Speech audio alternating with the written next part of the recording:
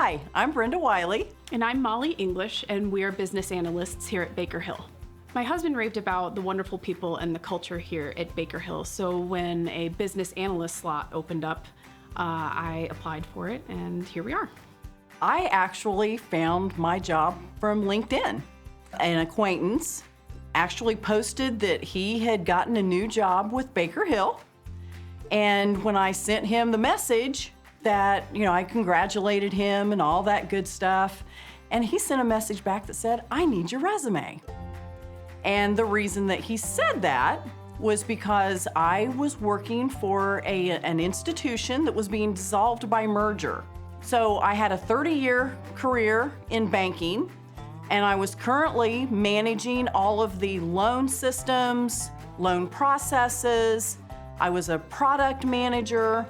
So there were a lot of things that I was doing that was going to work really well into several of the positions that were open at Baker Hill. And the rest is history. As a business analyst, I work to enhance NextGen by writing user stories that translates our clients' needs into a list of requirements that our developers can then use to code against and turn into software.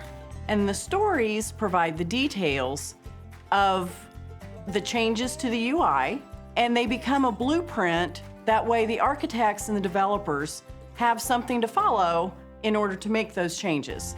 Generally speaking, as a business analyst, I'm not customer facing, but there are opportunities for me to join client-facing calls so that I can kind of hear the issue, enhancement, or request directly from the client. That way I can ask clarifying questions and make sure that we are solving the issue that they're presenting. So if given the opportunity, I will almost always jump on client-facing calls. We work a lot with solution architects, QA, and dev. Solution architects are actually our customers. So we provide them our stories, and they provide the estimates and all of the tech notes that dev is able to use. We work a lot with QA because we need to know from them, is what I'm thinking actually gonna work? Is there anything I'm not taking into account? Those kinds of things. And then dev, they might have a question on our stories, and so we just provide support and clarification of the direction that we wanted to go. When it comes to implementations, we are sort of involved on the sidelines. We may become involved to write user stories to get a specific client to the point where they can launch the product, but we're not necessarily directly involved with the actual implementation process. One of the most important skills I think you can have as a business analyst is just the ability to ask a lot of questions. You may be working on a particular client request, and it's important to understand what the client's processes are, and also the vernacular that they're using. Sometimes you may be using some words to describe a certain aspect of the feature, but maybe the client or someone else internally is using a different set of words, and so an entire request or feature can flip on its head based off of that interpretation or misinterpretation. There are also some technical skills that you can use, kind of like writing proficiency. Make sure that what you're writing, everyone can understand. Whoever picks it up, they can read it, and they understand the subject matter. They understand what you're trying to get across, what the total picture is.